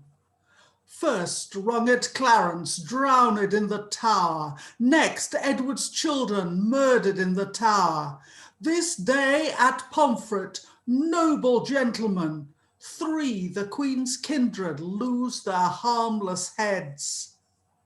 Think'st thou that here this flood of mischief stays?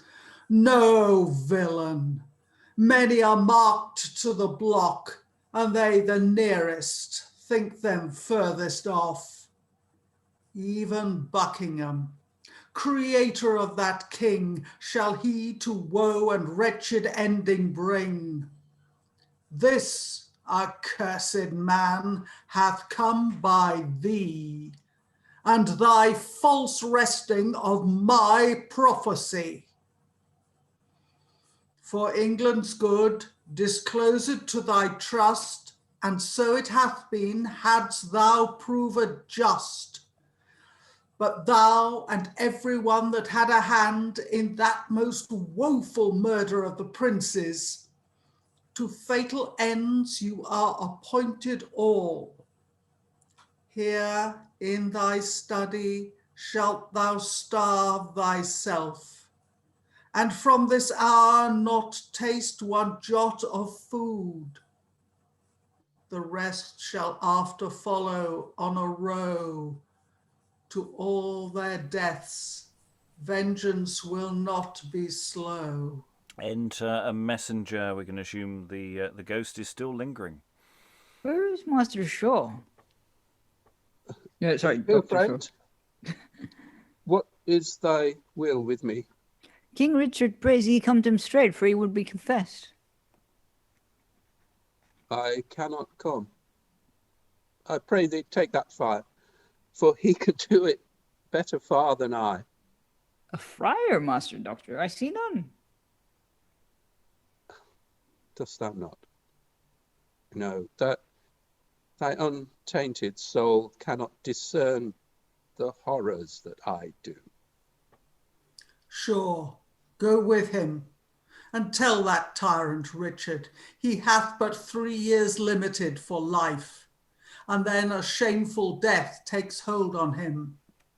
That done, return, and in thy study end thy loathed life that didst us all offend. With all my heart. Would it were ended now. So it were done, I care not where or how. And he exits to starve himself to death. So that'll be that's good. So yeah, it's don't you misappropriate prophecy, people, because you know they're prophesiers. They'll come for you. They'll come for you. It's a really interesting scene for a relatively peripheral character. I'm not going to suggest for a second that having just done a big shore scene and about to do another big shore scene, they needed some short scene to put in between with another shore. But it does sort of round up his part to play in all this. And again, the suggestion that there's just filling in details of the plot of the world outside that the play isn't actually directly that interested in. Really nice scene. Really enjoyed it. It's got nice weight to it, and it's really quite dark. You know, starve yourself. That's a really and throwing in the odd bit of prophecy as well. You enjoyed that, Helen? You're muted at the moment, so I don't know.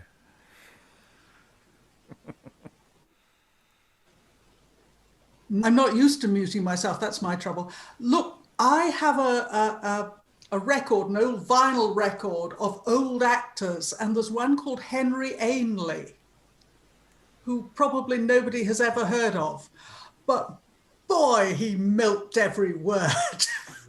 And I was rather channeling him. I was going for more Valentine Dahl in my mind, but each to their own. Okay, I don't want to linger too much on that scene. I think it's a good scene. There's lots of really interesting things. Any thoughts that just leap to mind on that scene before we go into final thoughts about the play overall? Sarah, you too are muted. There's some quite nice tidying up going on. It's like, as we gallop towards the end of the play, there's some loose ends being tied up. Mistress Blague has had her comeuppance, and now Dr. Shaw's had his comeuppance, and yeah, you just get the sense that all these little side characters are just being neatly tied up as we sort of gallop towards the finale, and it really does add to the sense of momentum in the play, I think. Anything else on this scene before I go into final thoughts? No. Okay, so we are now 7/8 of the way through the two parts of Edward. Maybe more than that, actually, because I think the last session is actually deliberately quite short in terms of text. So we are rattling towards the end. We have seen no Edward IV in this particular session. He is dead, but the world he leaves behind is still very much settling and tidying up his mess, because he wasn't a really great king. And so he's leaving all these flanging edges just sort of flapping around, and I'm really interested in the way this intersects. There's part of me thinking, if you wanted to do a really long sequence of plays and really sort of feed them into each other, feeding some of the material from this into also material from the true tragedy of Richard III, because actually there's some thematically really nice crossovers going on here, and some really interesting material that could be profitable. But in its own right, it works very interestingly. Okay, I'll go around the road. Stephen, I think I'll start with you. Final thoughts about the play overall so far, or at least what you've read of it? Just to reiterate something that lots of other people have said already, which is the notion that we make sense of this through a reference to another reality that we're aware of. The kind of idea that the English history play is, an awful lot of them are Rosencrantz and Guildenstern's Our Deads, where we're kind of expected to know what else is going on in order to make sense of this. And I think, it gives it a huge richness, I think. If we imagine these kind of works as all talking to one another and audiences being fully informed of them, it's equally as rich, I think, as anything mythological, and so that's my big takeaway. And I know other people have said it, but that's just something that was coming through so strongly, because we know them, we know these stories now, and we're getting a little taste of that. Yeah, I mean, it's interesting as the play goes on. The sort of first half of the play is dealing with history that we're less familiar with, and we're just slowly moving into history that people know a lot about or are very invested in. People are very invested in the story of the Princess in the Tower. As much as they are in the character of Richard III. Was he a villain? Was he not? And this play is pretty much landing quite heavily on one side there, and that's fine. But the way the play moves towards that, in that sense, Edward IV as a character has grown a bit in stature because of various novels and adaptations of novels in the last few years. But even so, still remains a relatively peripheral king in people's popular imagination. Whereas this narrative, I say increasingly, we're able to do that work of passing what we know about the history, or what we think we know about the history, and how it all collides. Eric, final thoughts from you, sir? A story so far. How's the play for you, sir? Well, I get what Helen meant yesterday about like sympathizing with Shore, but then also it's kind of like I can get the sense that he's kind of like, I hate myself, please, I hate myself kind of vibe, but also he's trying to sort of express how this turns into love for Jane Shore, which is quite interesting. And it's also interesting how this is a play basically about the power vacuum, as you said yesterday. It kind of, at this point, the main title character has disappeared. We are like more than halfway through this second play, and it's no Edward to be found. And it makes me think that it's probably trying to sort of caution people maybe against bad decisions of like political change. I don't know. Which I guess we're also going through, if you want to refer to modern events. Yes, as we rattle forward into those elements. Elizabeth, do you have any final thoughts about the play so far and its performability? Yeah. Thank you, Rob. I thought that this section of the text was very tonally different from the first section I was here for on Monday. I thought the change in tone was really dramatic and really compelling, and I like that a lot. I think that the play moves towards its culmination. It gets gains more momentum, which I like as well. I think the history was really brought to life for me by the narrative. It was really brought to life. I also really like Dr. Anselm's ghosts, because I wasn't expecting that. It just came out of nowhere, completely out of the blue. Dr. Anselm's ghost just walks on stage, and I thought that was absolutely fantastic. Yeah, it's really interesting talking about the way this play is progressing, and also how the two plays are progressing. I mean, we were talking about emotional manipulation over this last session and this session. The play's really just now it's got all the cogs turning. It's able to really play with people in a way that I don't think the first part did as much. I think there's a sense of the writers got into it, or the writers have got into this, so that they're really able to play games. And that they're able to switch from different narratives. So we have that French episode, then we're back to the court, and then the court changes. So that there's nothing to hold on to in this play, and that I think's really interesting. And it seems to be deliberate. So there's a lot to play with there. Lynn, final thoughts. Okay, there's my unmute. Yeah, I agree with Elizabeth. There's been something tonally that's shifted in this section, particularly if you look at the first section, which was about the French conflict, which ended up being pretty comic with the eavesdropping and let's make this messenger repeat the rude things about the French king, and Robert was saying, turns out it's just an excuse for more japes, right? Something like so. So yeah, the comedy has fallen away, and the I don't know if tragedy, but the sad parts of the soap opera are foremost now. So I still think this play has the virtues and the interesting things that we've talked about all week, but I'm kind of not having fun anymore. It's making me sad. The fun is drifting away. The fun and frolics. I mean, it does feel like that Jockie, when he has appeared, he's in the wrong play. It's like he walked in from part one going la la la la la la la. Okay, my business is not wanted here. So there's that. Dan, final thoughts from you.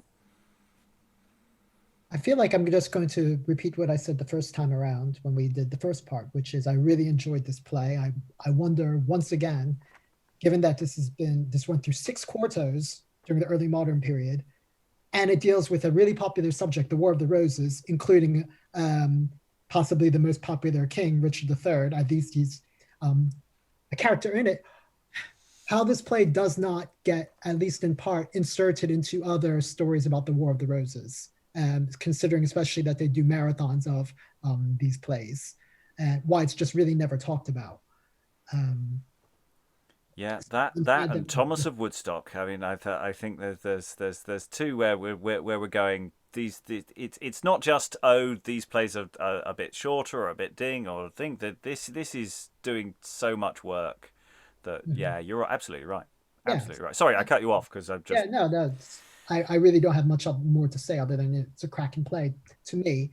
I'm sad not to be participating in, having participated, will not be able to participate in tomorrow's session.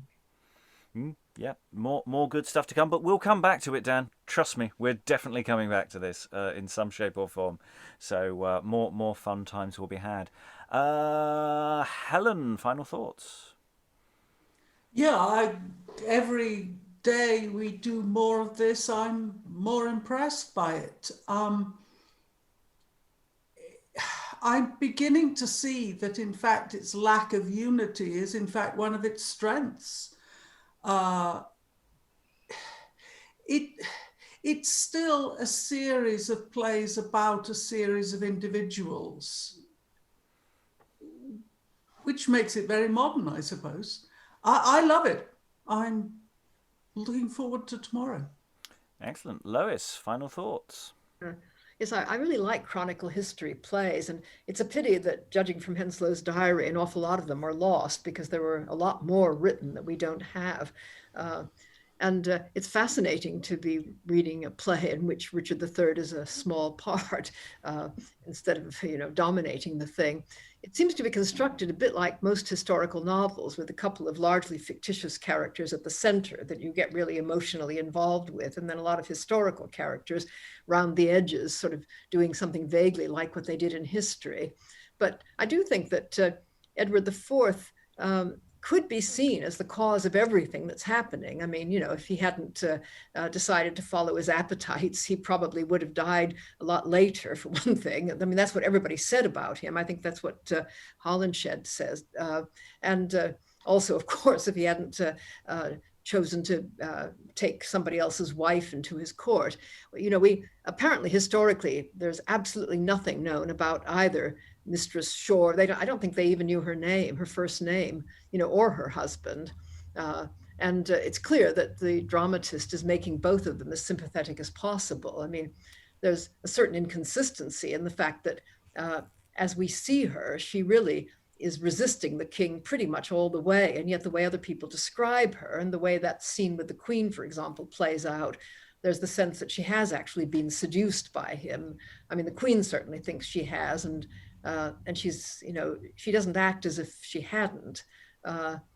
So that it's as if the dramatist, is trying to, he's got to explain somehow, I suppose, why she's there, but at the same time is suggesting that, clearly it's a happy marriage to start with. She's essentially, she's not exactly raped, but she's certainly put in a position where she has no choice. Yeah, there's definitely a lot more to be mined out of now that we got a sense of the overview of where this play is doing, as of actually the arc of various characters in this. And I think yes, it's sort of Outlander territory here, isn't it? Of we're following the outsiders who are vaguely following through some other historical things going on. That might be a bit far. Anyway, just in performance terms, we had an awful lot of really great acty stuff. Acty, technical term there. And theatrical business. Sarah, final thoughts? Yes, rather than me just say yet again for however many days in a row, oh, I really like this play.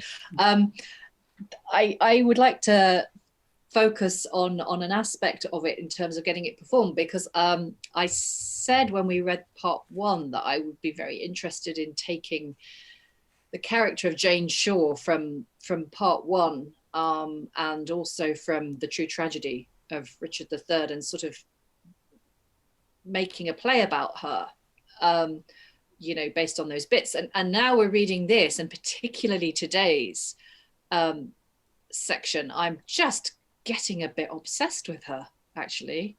I just think there's real scope to do that, to actually, you know, composite the different parts from the different plays. And I'm sure you said to me, Rob, that there's other material as well out there. So like, just to actually tell her story, because I mean, there are so many different strands you could pull out of this play, but I mean, for me, that hers is the one that I really want to see. And I'm just trying to, my memory's appalling, but I'm trying to remember what happens to her at the end of True Tragedy. She's sort of just left in the street, isn't she? Everybody rejects her. Everybody rejects her, and she's just kind of left, and she has that speech where her final speech was where it could be played as very dejected, or it could be played with a certain amount of snark, I seem to remember.